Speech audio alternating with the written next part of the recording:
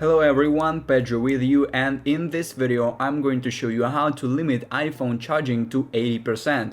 So actually it is very quick and easy. I'll show you how to do that, but you need to watch this video till the end so you won't skip any important steps.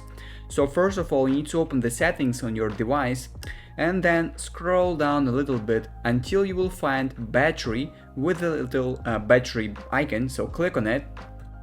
Now here you will have some information about your battery, and on some old devices like mine, I have iPhone 12 Pro, you need to go to the battery health and charging right here, and if you scroll down you will see optimized battery charging.